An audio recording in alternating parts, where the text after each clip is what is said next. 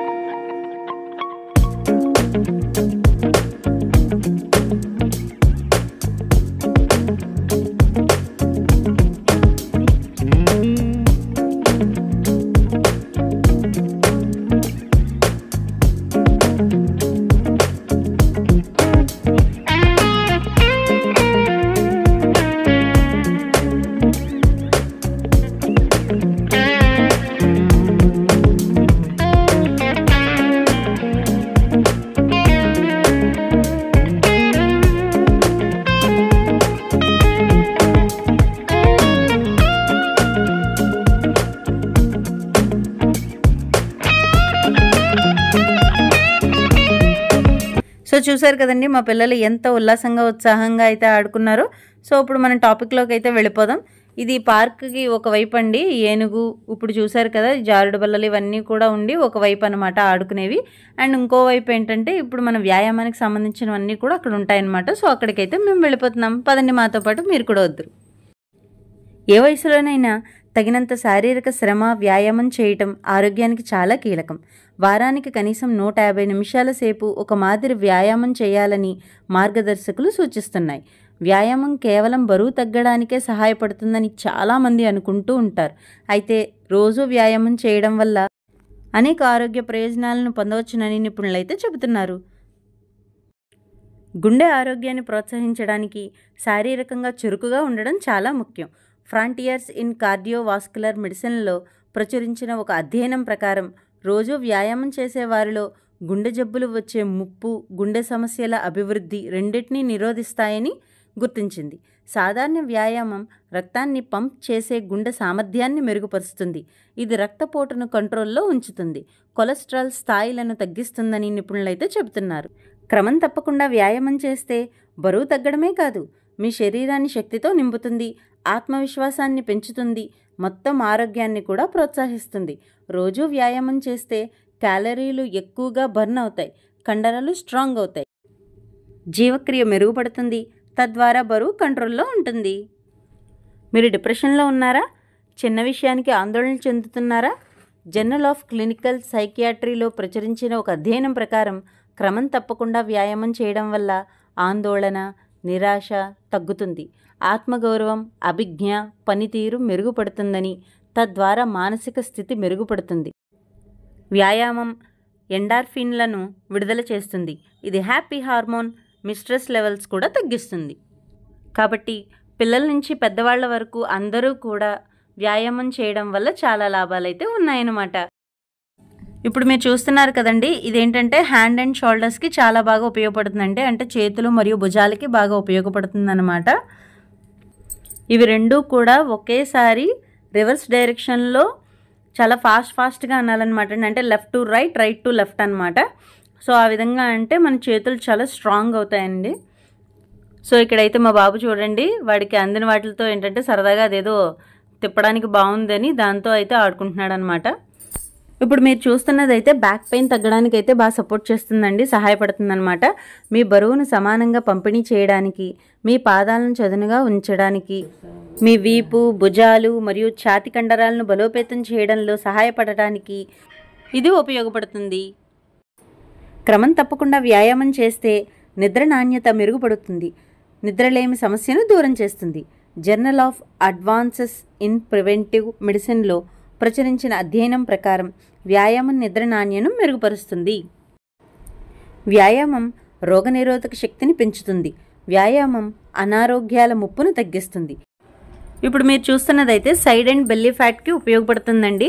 So ఏంటంటే నడుము దగ్గర ఉన్న సైడ్స్ అంతా కూడా ఫ్యాట్ని తగ్గించడానికి అండ్ అలాగే బెల్లీ ఫ్యాట్ని కూడా తగ్గించడానికి ఉపయోగపడుతుంది.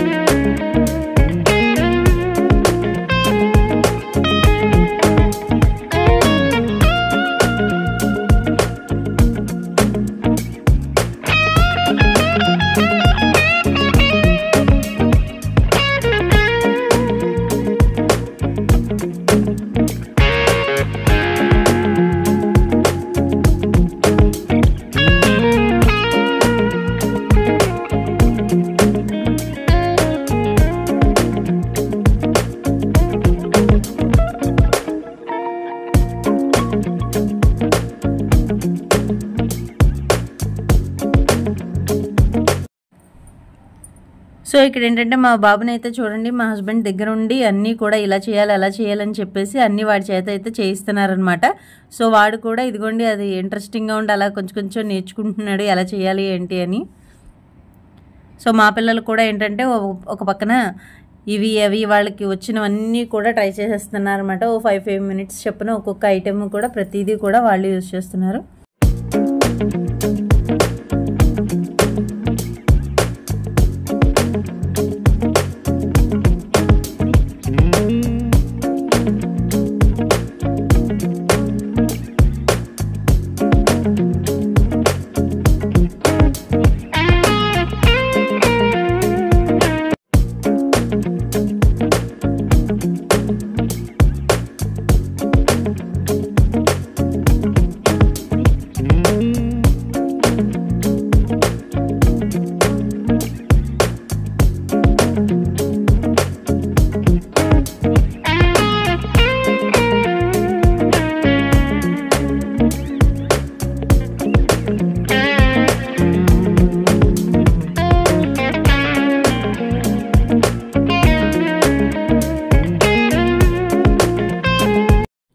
సో వీడియో అయితే చూసారు కదండి. సో వ్యాయామం గురించి అయితే ఈరోజు తెలుసుకున్నాం కదా.